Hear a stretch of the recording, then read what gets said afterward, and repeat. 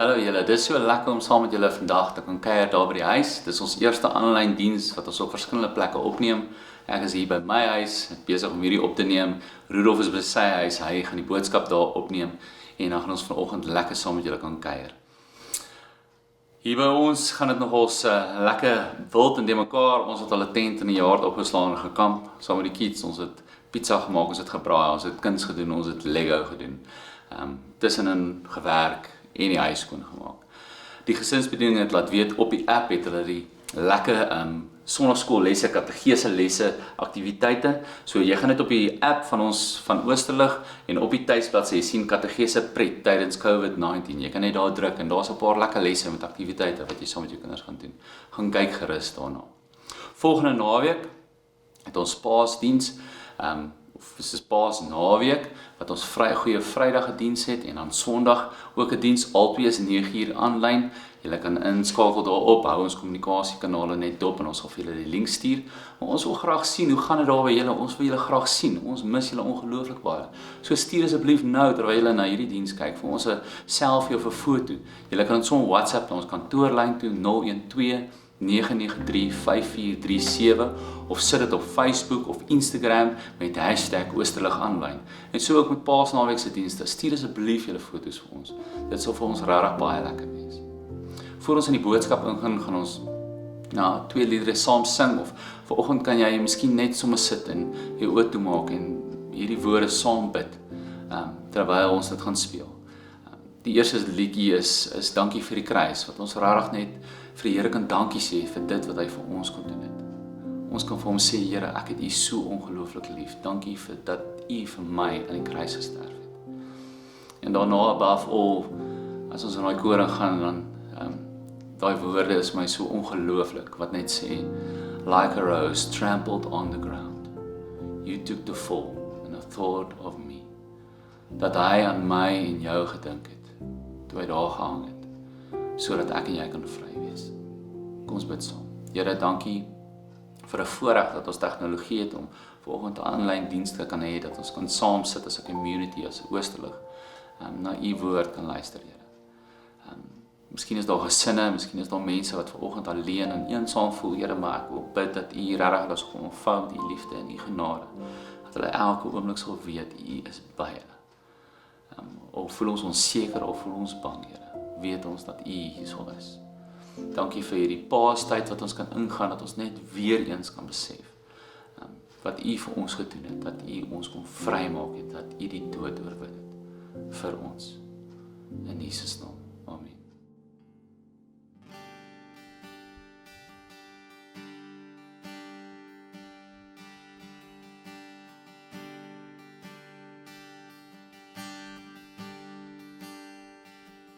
Dankie vir die kruis, die prys betaal vir ons.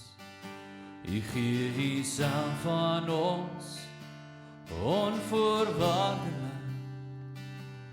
Diebre Heer,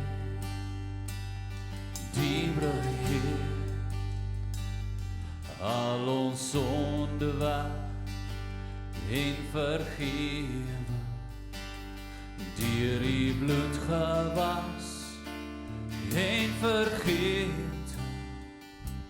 Dankie Heer, dankie Heer. Ek het U lief, o Heer, hartlik lief, o Heer. Die liefde is te groot vir my begrip, so klein, my diepste vreugdebron, my hart se liefste wens, en die mooiste van dit alles is dit, jy vind plesier in my.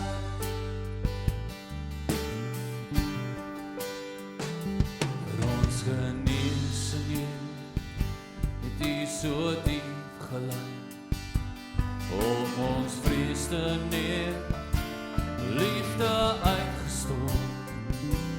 Diebre Heer, alles is volbring, en U het oorwin, en U red ons na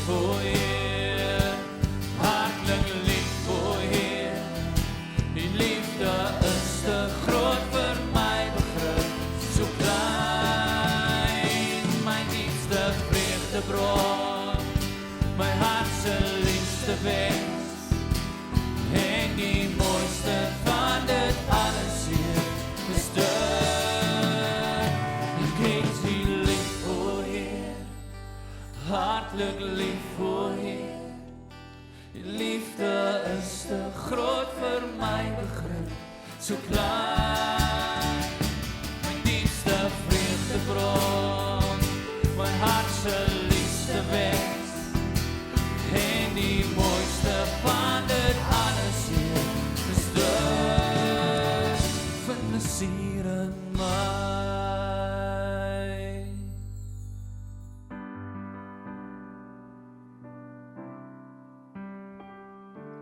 Above all powers, above all kings, above all nature and all created things, above all wisdom and all the ways of man. You were here before the world began. Above all kingdoms, above all thrones, above all wonders the world has ever known, above all wealth and treasures of the earth,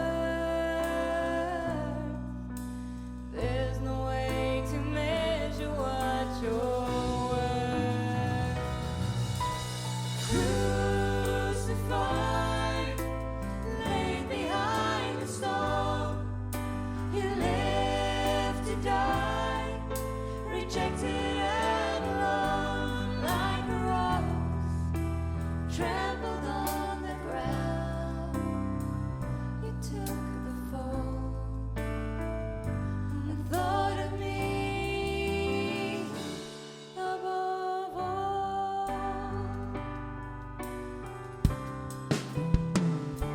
Above all powers, above all kings, above all nature and all created things, above all wisdom and all the ways of man.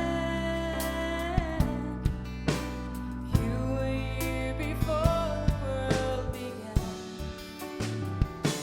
Above all kingdoms, above all thrones, above all wonders the world has ever known, above all wealth and treasures of the earth, there's no way to measure what you're worth. Crucified, laid behind a stone, you lived to die, rejected and alone, like a rose trampled on the ground. You took the fall and the thought of me.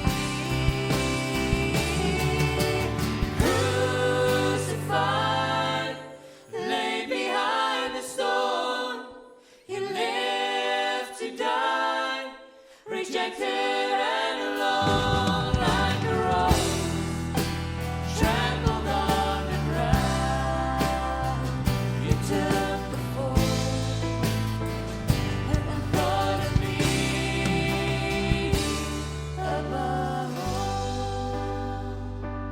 like a rose trampled on the ground. You took the fall and thought of me above all.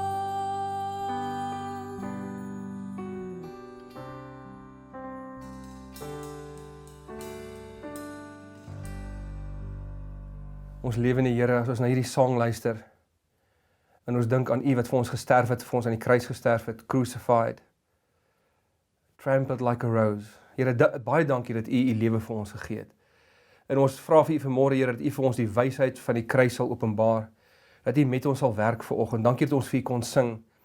Dankie, Here, dat ons kan sing above all kings, above all powers, Here, dat U die een is wat op die troon sit, in spite van die feit dat U gekruisig is. Dankie vir die opstanding, Here, en dankie dat ons daarom vandag U goedheid en U koningskap kan celebrate, steeds as die gekruisigde Christus. Praat asseblief vanmôre met ons, Here, praat met my en leer ons wysheid in hierdie tyd. Ons bid dit, Here Jesus, in U naam, en by julle huise kan julle almal saam sê, Amen. Wel, ons is vanoggend, is die eerste boodskapopname wat hier uit my huis uitgedoen word. Verlede week se opname kon Anton nog in die kerk doen, dis nog voor die lockdown begin het, donderdag aand. het ons dit opgeneem. So vanoggend is dit die eerste een hier uit my huis uit, so baie welkom hier uit die Botas se huis uit vanoggend. Ek wil dadelik begin deur met julle iets te relate oor iets wat ek baie skaam is oor. As iemand van my sou vra, wat is van die dinge waaroor ek die skaamste oor is, dan sal ek hierdie storie vertel. En dit is, toe ek nog op skool was, toe was ek verlief gewees op 'n girl. En ek het op 'n stadium, ek het haar so pursue, maar sy het nie eintlik veel geweet het nie. En ek het probeer en op 'n stadium vra ek vir die Here, okay, ek wil nou weet. Ek soek nou 'n teken. Is sy vir my of is sy nou nie vir my nie? Wat moet ek doen? Asseblief, ek weet nie meer wat om te maak nie. En ek onthou, so ver van my af was daar 'n lamppaal gewees, maar baie ver. Sy kom omtrent 50 meter ver. En in die middel van daai paal was daar so 'n swart nommer 14 met 'n stensel opgesit. En ek vat toe 'n kluit. Nou ek was glad nie 'n goeie klipgooier nie. Maar ek sê toe vir die Here, as ek daai paal raak gooi, dan weet ek sy's vir my. En ek gooi toe, en ek gooi nie net die paal raak nie, ek gooi dan daai nommer 14 smack bang in die middel. En ek sê toe vir myself, right, so hierdie, so sy is vir my. En as it turns out, julle kan weet wat kom, sy was nie vir my gewees nie. En ek het uiteindelik nie die keuse gemaak om met hierdie spesifieke meisie te trou nie. Ons kan sulke onnoosel goed doen. Ons kan sulke stupid goed doen, want ons baie keer desperaat is. En dis dieselfde met my. As ek na my eie lewe kyk, ek het daai dag, as ek terugkyk na daai dag toe, dan sê ek vir die Here, Here, red my asseblief van my eie stupidity. Red my van my eie onnooselheid. As daar een aksie is, wat ek en jy die hele dag mee engage, en seker meer as enigiets anders doen, dan is dit om besluite te neem. Ons neem die hele tyd besluite. Wat ek moet aantrek, wat se tandepasta ek koop, wat se shampoo ek moet kry, wanneer ek moet ry, moet ek gaan uit eet, as gesin moet ons by die huis kos maak, en as daar groter besluite, soos, jy weet, wat se werk moet ek hê, moet ek hierdie werksaanbod aanvaar, moet ek Kaap toe trek, moet ek immigreer, met wie moet ek trou, hoe moet ek hierdie konflik hanteer, hoe moet ek my kind hanteer, met wie ek nie saamstem nie, of hy stem nie met my saam nie, of sy is moeilik, of ons het gedurig besluite wat ons moet neem. Iemand het eendag gesê, dat die gemiddelde mens het vandag, van wie die geweldige besige lewe wat ons leef, het die gemiddelde persoon per dag meer besluite om te neem as wat sy oupa grootjie in sy ganse leeftyd geneem het. Ons moet die hele tyd besluite neem. Maar die interessante ding is, ons het al oor gepraat, dat navorsing en ervaring leer vir ons, dat ons is nie so great met besluitneming nie. Ons maak baie droog. Die hoogs intelligente mense neem dom besluite. En nie almal is op dieselfde plein van intelligensie en insig en praktiese lewensinsig as dit kom by die neem van daaglikse besluite nie. Dis 'n belangrike ding om dit vir mekaar te sê. En dis interessant dat in die laaste paar jaar het die coaching industrie so geweldig opgetel. Want coaches is daar om mense te help om beter lewensbesluite te neem. Life coaching, net hoe neem ek besluite oor my lewe elke dag? Ek kyk op die internet en so 'n rukkie terug en daar sien ek 'n organisasie met die naam The Alliance for Decision Education. En daarop sê hulle, mense neem nie great besluite nie, en hierdie organisasie is spesiaal daar, en anders soos hulle, om mense te help om beter calls te kan maak.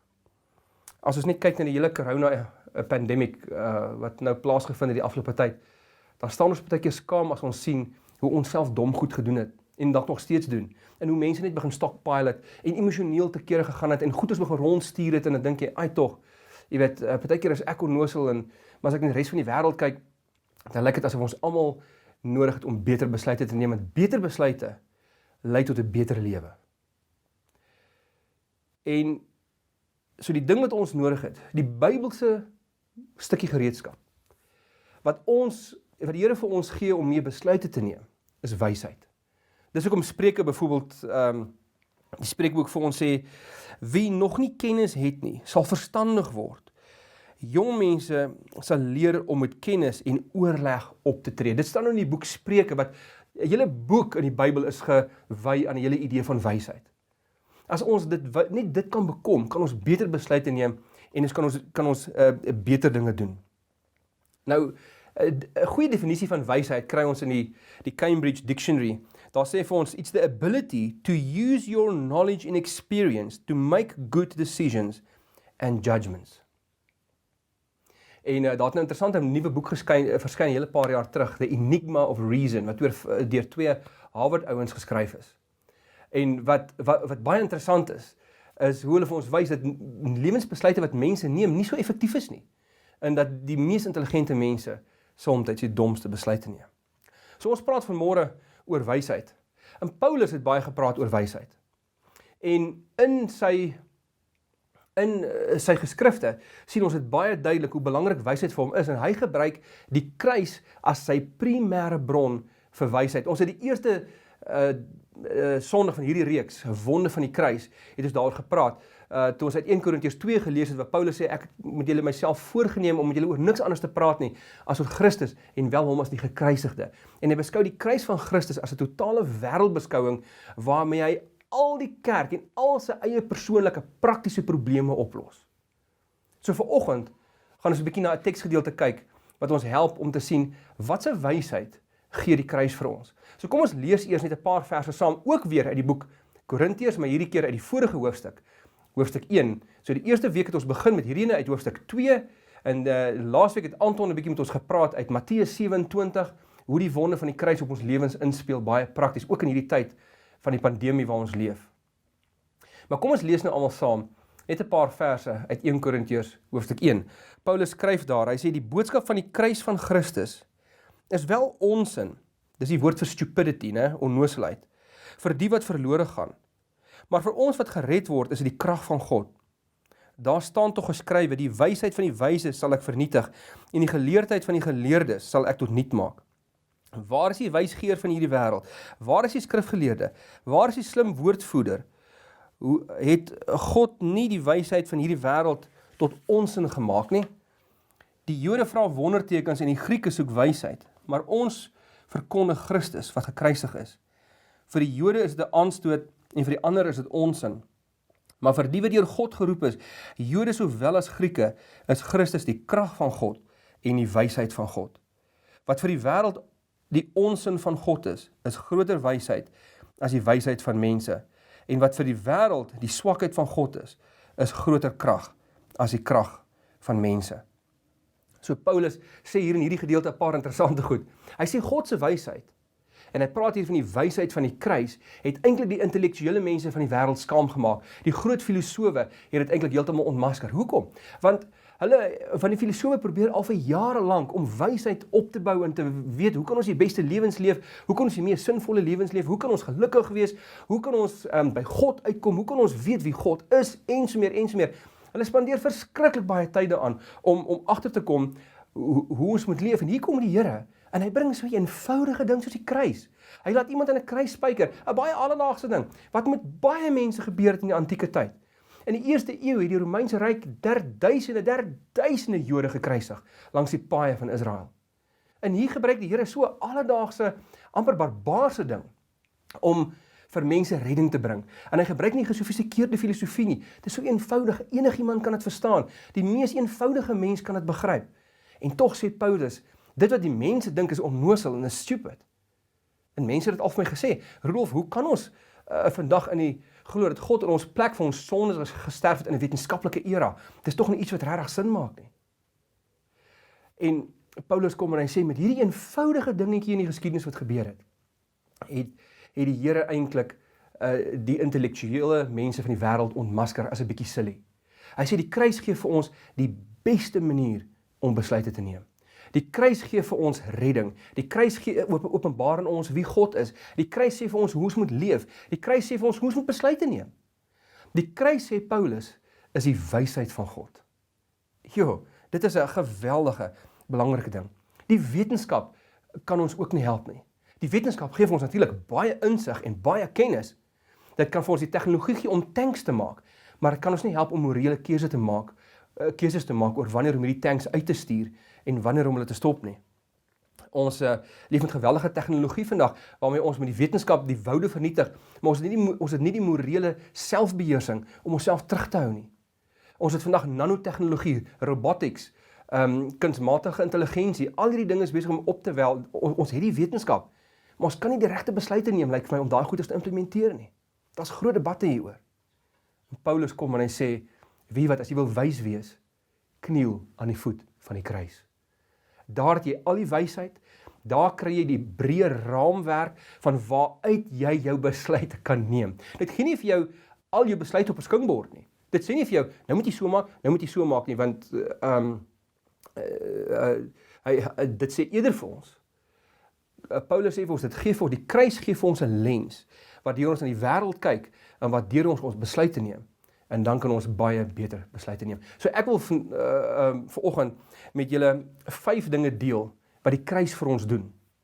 Wat die kruis ons mee help, om wyser besluite mee te neem. En die heel eerste punt is net dit.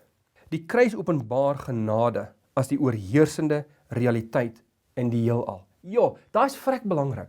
Die kruis openbaar aan ons dat liefde en genade die mees fundamentele realiteit is. Dit is belangrik, want as ons die regte besluite wil neem, moet ons so na as moontlik aan 'n realiteit kom. As ons besluite neem wat haks is met 'n realiteit, gaan ons seer kry, dan gaan dit vir ons sleg wees. En dit is nie vanselfsprekend om te weet dat genade en wysheid die hoogste waarde in hierdie wêreld is nie. In die natuur is daar geen genade as 'n reël nie. Die sterke oorwin, die swakke sterf uit. Dis evolusionêr wat vir ons gegee word. Met ander woorde, daar's geen appel in die natuur om jou vyande lief te hê nie. As iemand nie deel van jou tribe is nie, of deel van jou leeutrop nie, dan kan jy hulle doodmaak en jy kan baklei met hulle. Maar die kruis sê vir ons nee, daar's 'n ander reël bo die wet van die natuur. En dis genade en liefde. So ons besluite moet altyd vanuit daai hoek geneem word. Dit is vreeslik belangrik. So die kruis openbaar in ons ook die mees essensiële verhouding waarin ek en jy gewortel en gegrondves is. Dit openbaar die hart van God. As God die mees fundamentele realiteit is, openbaar dit sy hart. God is 'n God wat homself gee. God is 'n God wat homself vir ons gee en wat in 'n verhouding staan, met wie ons in 'n verhouding kan staan. En navorsing wys vir ons, as ons nie 'n verhouding het wat ons vashou nie, dan neem ons stupid besluite. As ons nie gewortel is in 'n verhouding waar ons weet ons onvoorwaardelike liefde, onvoorwaardelike aanvaarding kry nie, dan neem ons nie goeie besluite nie. En dan gee die kruis vir ons 'n familie. Dit snoer ons saam as 'n familie. En dit bring eenheid te midde van diversiteit. In die hele 1 Korintiërsbrief dan sien ons dit in hoofstuk 12 tot 14, sien ons hoe dat Paulus gestruggle het met hierdie gemeente, want hulle het elkeen hulle eie vermoëns gehad, hulle eie gawes, hulle eie opinies, hulle het party het kennis gehad, party het geloof gehad, party kon mense genees, en hulle het hierdie gawes afgespeel teenoor mekaar, en daar was 'n oneenigheid gewees. Mense het verskillende idees en verskillende gawes, verskillende vermoëns, verskillende opinies gehad, en hulle het almal was in konflik met mekaar, en Paulus gebruik die kruis. En hy sê, vriende, dink aan die kruis. En uit die kruis uit haal hy hierdie ding van 1 Korintiërs 13, wat liefde is. Die aard van die liefde wat in ons geopenbaar word, is hy sê, gebruik julle vermoëns, gebruik julle gawes, om mekaar te dien, want dis wat Christus aan die kruis gedoen het. Hy maak die gemeente een, deur hulle terug te vat na die kruis toe. Dit is so fundamenteel belangrik. Julle almal weet nou van die hawelose mense wat ons gehuisves het in hierdie tyd. Hoe neem ons so besluit? Hier sien ons op die e-mails, die Middestad se charities het mense nodig om hulle te help. Kontak ek hulle of doen ek nie? Huisves ek die ouens of huisves ek hulle nie? Die kruis gee eintlik vir ons die antwoord. As die kruis die plek is waar God homself gee vir ons en waar ons onsself moet gee vir mekaar, dan is die besluit eintlik vir ons geneem. Ons weet wat ons moet doen. Ons moet hulle huisves. Dit beteken nie ons moet nie deur al die moeilike goed dink nie. Dit beteken nie ons moet nie deur al die harde vrae vra nie. Dit beteken nie ons moet nie strategies dink hieroor nie. Maar ons moet hulle help. Die kruis het klaar eintlik daai vraag vir ons geantwoord.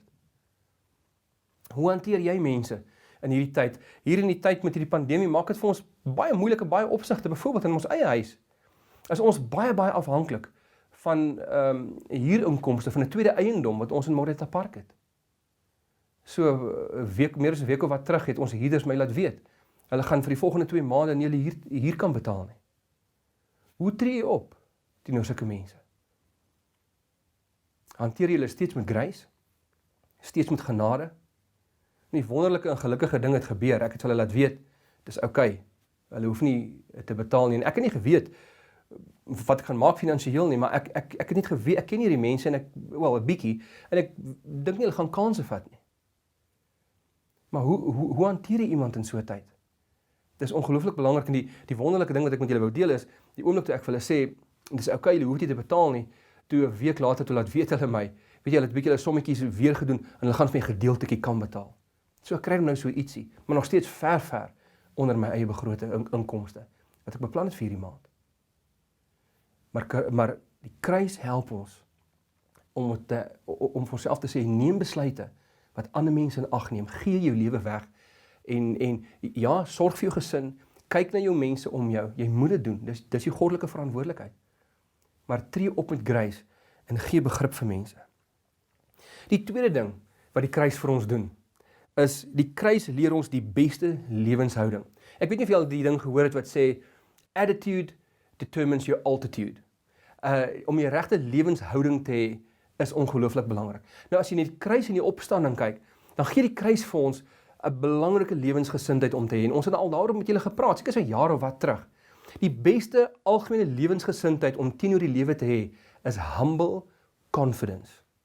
Humble confidence. Ekskuus vir die Engels, ek wou gesê het, jy weet, nederige selfvertroue, maar die Afrikaanse woord selfvertroue klink so bietjie, jy weet, as jy vertrou in jouself het. En ek wil liewer praat van confidence. Humble confidence. Hoe bring die kruis ons daarby uit? Die kruis leer ons, vriende, dat ek en jy hulpeloos is. Dat ons niks vir onsself kon doen nie. Dat ons nie op ons eie kan regkom in hierdie wêreld nie. Dat God na ons toe moes kom, dat hy al die werk moes doen in ons plek. Net soos wat hy destyds in Genesis 15 alleen die verbond gesluit het met Abraham en alleen tussen daai twee altare beweeg het. Sonder Abraham, wat hy vir Abraham al gekommunikeer het, ek gaan alles van my kant af doen, Abraham. En hy het dit toe in die kruis vir ons gewys, dat Christus het in ons plek vir ons gesterf, sodat ons eenvoudig nou net dit hoef te aanvaar. Met ander woorde, ons het geen rede om op onsself trots te wees nie. Die kruis leer ook vir ons waarom Christus vir ons moes kom sterf. Dat ons gebroke mense is. Dat ek God nodig het. Dat ek nodig het om na hom te luister. Dat ek in nederigheid sal onthou dat ek nodig het om na ander mense te luister. Ek het nie die antwoord nie. Ek moet onthou wie ek is en waar ek vandaan kom.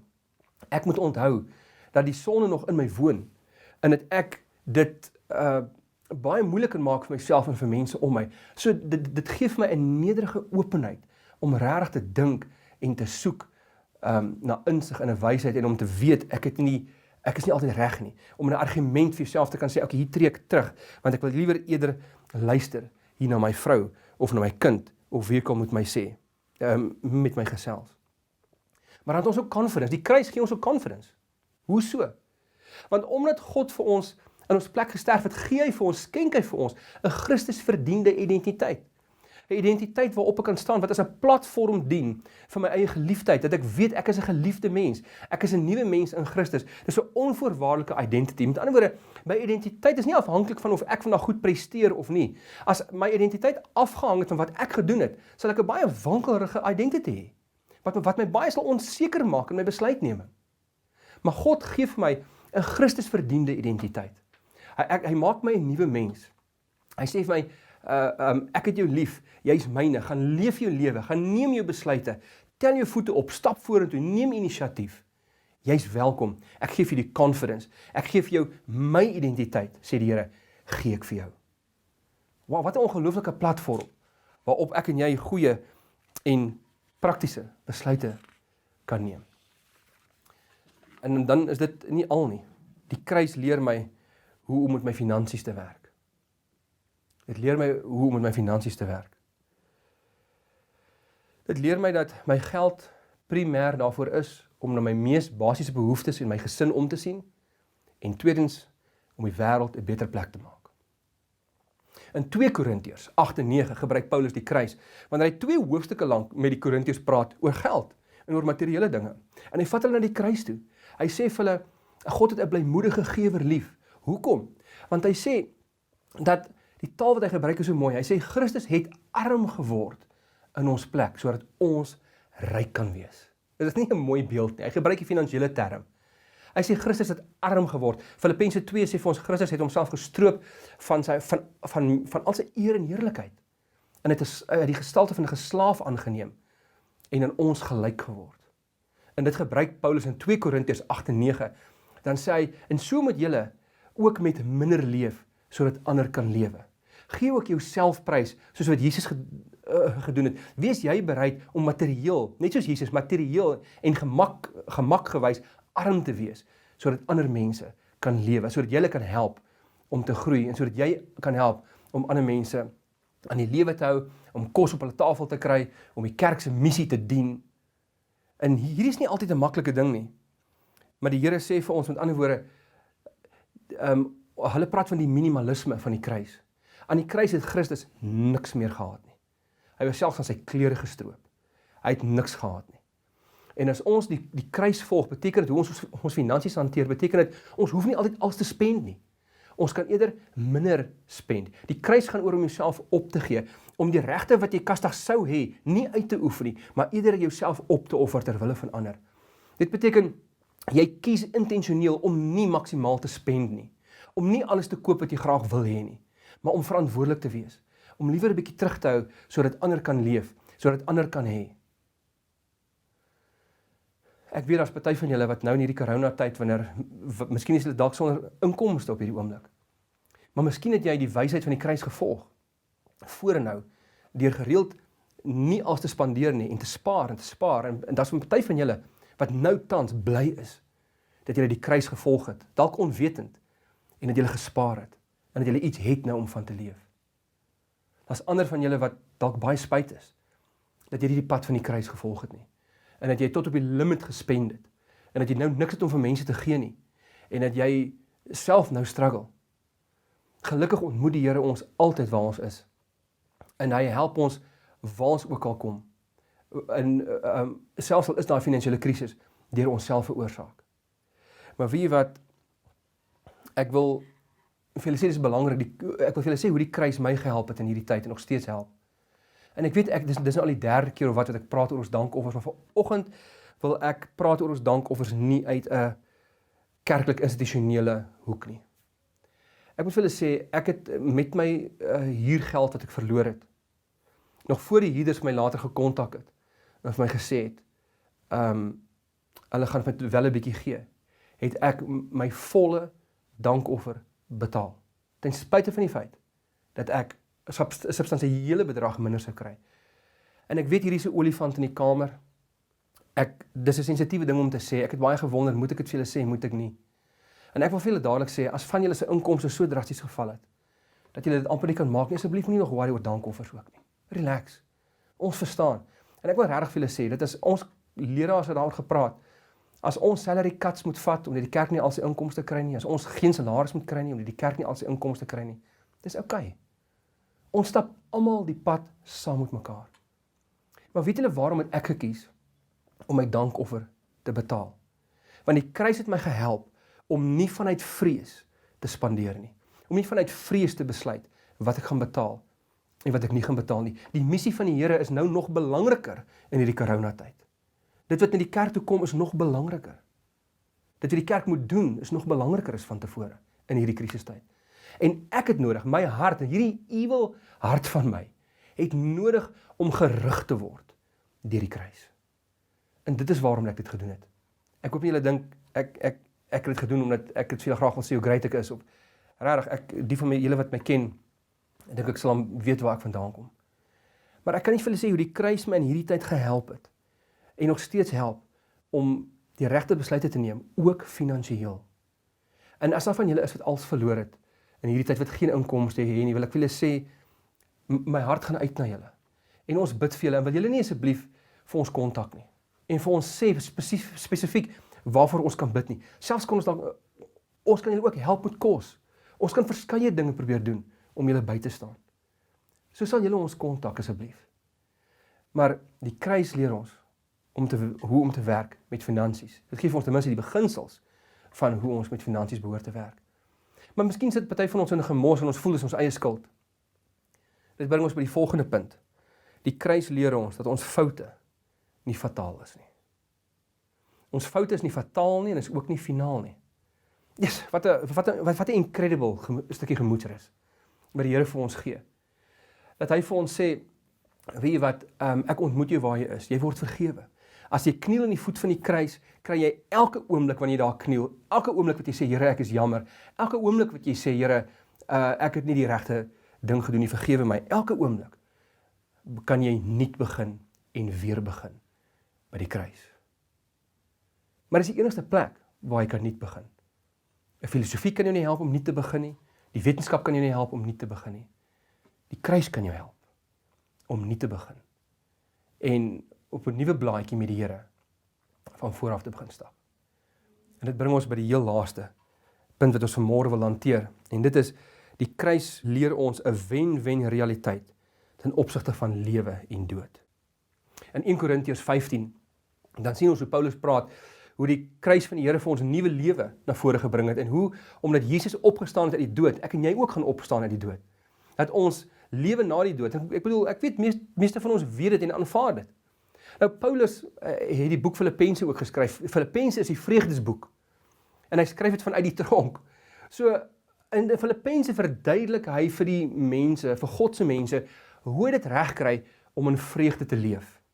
So in hoofstuk 1, dan sê hy op 'n stadium vir die mense van Filippi, hy sê vir hulle, om te lewe is vir my Christus, en om te sterwe is vir my wins. Dit som Paulus se lewe op. Hy sê, dis die bron van my vreugde, sê hy. En dan beweeg hy na hoofstuk 4 toe, waar hy sê, daarom sê ek vir julle, verbly julle in die Here. Ek herhaal, verbly julle. Die hele brief gaan oor blydskap. Maar hierdie frasetjie, hierdie lewe is vir my Christus, en om te sterwe is my wins. Dis Paulus se bron van sy geweldige confidence wat hy het in hierdie gebroke wêreld, pynlike wêreld, waar hy homself en ander gemeentes moet navigeer. En so hy sê met ander woorde vir mense, weet jy wat, terwyl ek hier leef, terwyl ek nog asemhaal, het ek hierdie ongelooflike voorreg om my lewe sinvol en my doel te leef, wat ek totaal en al vir Christus leef, wat ek als vir hom gee. Dit laat my lewe sin maak. Ek leef as 'n vergeefde mens. Ek leef saam met my familie in die Here. Ek het verhoudings met mense in Christus. Hy sê my lewe is Christus. Hy sê Christus vul sy lewe soveel dat sy lewe vir hom so vol is en soveel betekenis het dat hy met vreugde kan leef. Maar baie meer is dit. Dan sê hy, en as ek asemhaal, as ek sterf, dan is dit wins. Dink daaraan, dis 'n maatskappy se grootste oomblik, as jy kan sien jou state wys wins. Ek weet selfs by ons gemeente, wat 'n nie winsbejagte maatskappy is, as ons so 'n bietjie bo ons begroting inkomste gekry het, en as ons bly daaroor. Wins is ons great, wins bring vreugde in ons lewens toe. En Paulus sê, wie vir die eerste keer, is dood, wins. Na die kruis, is dood nie meer 'n verlies nie. Die dood kan ons nie meer bedreig nie, dit kan ons nie meer intimideer nie. Paulus sê, die dood het voor die kruis, het die dood in die strate rondgeloop, en die dood het ons geïntimideer, en die dood het ons gemanipuleer, en het ons geterroriseer. Maar toe het Christus gekom, en met sy eie dood, het hy die dood gearresteer, en in die tronk gesit. Die dood is nog daar, hy is nog 'n realiteit in hierdie lewe, maar hy is nou weggebêre. Hy hou geen bedreiging meer vir ons in nie. Weet julle, ons kan baie van ons vrede en vreugde in die lewe terugkry, as ons soos Paulus dit kan regkry, om so te begeer, om by die Here te wees. Iemand het eendag vir my gesê, wie Rolf, almal praat oor die hemel, maar niemand wil gaan nie. En hy daarby bedoel is, niemand wil sterf nie. Ons almal, nee, ek sou bly gaan hemel toe, ons wil almal in die hemel kry, ons evangeliseer om mense in die hemel te kry, maar ek self wil net nie dood gaan nie. En ons wil ook nie hê die mense om ons moet hemel toe gaan nie. Want ons wil hulle die hele tyd gesond bid. Luister hier, ons moet hulle gesond bid. Ons moet na mekaar kyk. Dood is nie 'n goeie ding nie, dood is sleg. Ons hoef dit nie meer te vrees nie. Die dood is gearresteer. Paulus sê, hy loop nie meer op straat rond, hy kan ons nie meer terroriseer nie. Die dood is nie meer vir ons 'n bedreiging nie. En daarom hoef ons dit nie meer te vrees nie. Weet jy, en ek wil in hierdie coronatyd, wil ek vir jou vra, ons lees elke dag statistieke van mense wat gesterf het. Ek lees dit. En elke keer as ek langs my vrou in die bed lê in die aand en ons lees die nuwe stats, dan mis my hart 'n slag of twee as ek dink dat hierdie dodetalle kan ons ook tref hier in Suid-Afrika. Ek bid daarteen, maar ons weet nie wat kan gebeur nie. Maar kom ons sit die olifant weer eens, kom ons praat oor die olifant in die kamer. Sê nou ek sterf. Sê nou jy sterf. Sal jy dit as wins beleef? As jy dit kan regkry. En ek bedoel, vir mense wat hierdie nie glo nie, wat die evangelie nie glo nie, is dit louter nonsens. Ek verstaan dit. Maar vir ons wat in God glo, is dit wins. Paulus sê eintlik, hy sê om te lewe, ek leef so 'n great lewe, om te lewe is vir my Christus. Met al sy pyn en lyding sê Paulus, my lewe is steeds Christus. En wanneer ek sterf, wen ek die jackpot. Dan kry ek soveel meer. Dan is ek waarna ek nog altyd wou wees. Dan is ek waar ek nog altyd wou wees in die arms van Christus, van God self, wat na my kyk. As ons na die geweldige klimmende statistieke kyk van Amerika, sy sterftesyfer en sy cases wat opneem, Turkye sin, dan vra mense hierdie vraag vir mekaar. Ek het eendag 'n baie goeie vriend van my, baie verantwoordelike gelowige, passievolle akademikus vir die Here. Het vir so ruk terug, toe vertel hy my van sy hijacking. En hy sê, op daai oomblik het hy gedink hy gaan sterf, hy word uit die kar uit gepluk en 'n pistool word in sy nek gedruk. En hy sê op daai oomblik vang hy hom uit, dat hy bid en vir die Here sê, Here, hier kom ek. Ek kom huis toe. Gelukkig oorleef hy dit. En hy sê, hy kon nie help, toe hy sien die hijackers klim weer in die kar en hulle jaag weg. Toe kon hy nie help om vir 'n paar oomblikke 'n bietjie teleurstelling te voel nie. Hy kon nou by Christus gewees het. Vriende, moenie 'n fout maak nie. Ons moet begeer om in die lewe te bly. En ons moet begeer om te lewe saam met ons mense hier en nou. Saam met God se familie. Maar die dood gee vir ons, die kruis, gee vir ons 'n wen-wen perspektief. As ek lewe, kan ek 'n sinvolle lewe leef. Wanneer ek oorgaan, of wanneer ek sterf, dan slaan ek die jackpot. Dis 'n wen-wen situasie. Dis wat die kruis vir ons gee. Dit gee vir ons 'n rustigheid. Dit gee vir ons 'n kalmte van waaruit ons besluite kan neem. Ons hoef ons besluite nie uit vrees mee te neem nie. En weet wat, die dood is gearresteer. En ons gaan nou na 'n sang luister wat daaroor sing, dat die dood gearresteer is. Dat hierdie hele sang sê vir ons wat die kruis vir ons doen. Ons was hopeloos, ons was in no man's land, ons nie geweet waarheen om te gaan nie. Maar toe het God die pad oopgemaak met sy liefde aan die kruis. Mag julle, as jy terwyl ons in die sang luister, dit beleef. So daar waar jy sit, jy kan julle oë toemaak as jy wil. Jy kan dit oophou en vir die skerm kyk, terwyl die band die sang sing. Kom ons begewe onsself in hierdie sang. Ek gaan vir ons bid en daarna gaan die sang speel. Ons lewende Here. Here, U is ons krag en ons goedheid. Dankie vir die kruis, Here, wat vir ons al die deure oopmaak. Dankie dat dit ons wysheid kan wees. Help ons, Here, om vanuit die kruis beter besluite te kan neem. Asseblief, lei ons daartoe. Lei ons om U koninkryk te laat kom in hierdie tyd. Lei ons, Here, om hierdie lewe lief te hê en alles daarvoor te gee, maar nie die dood te vrees nie, Vader. Help ons om dit vir ons kinders te leer. As ons luister na hierdie sang, Here, dan gaan ons U aanbid en ons celebrate die liefde en die genade en die totale omvangryke wysheid van die kruis. In Jesus se naam. Amen.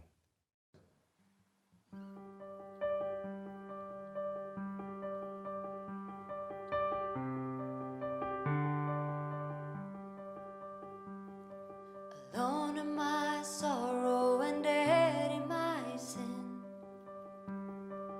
lost without hope, with no place to begin. Your love made a way to let mercy come in. When death was arrested and my life began, ash was redeemed, only beauty remains. And my orphan heart was given a name. My mourning drew quiet, my feet rose to dance. When death was arrested and my life began. Oh, your grace, so free, washes over me. You have made me new, now life begins with you. Released from my chains, I'm a prisoner no more. My shame was a ransom he faithfully bore. He canceled my debt and he called me his friend. When death was arrested and my life began. Oh, your grace so free washes over me. You have made me new now. Life begins with you. It's your endless love pouring down on us. You have made us new now. Life begins with you. Our Savior displayed on a criminal's cross, and darkness rejoices though heaven had lost. But then Jesus arose with our freedom in hand. That's when death was arrested and my life began. That's when death was arrested and my life began.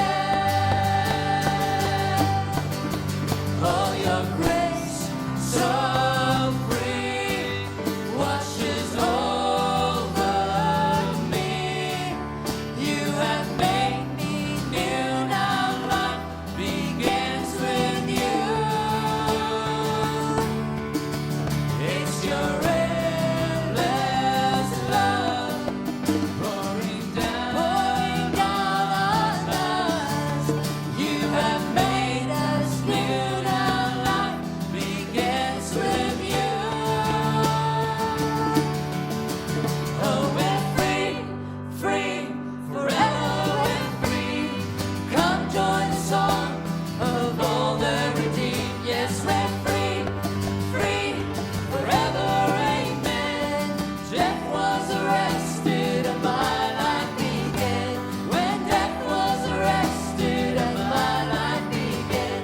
When death was arrested and my life began. Oh, your grace so free washes over me. You have made us new now. Life begins with you. It's your endless love pouring down on us. You have made us new now. Life begins with you.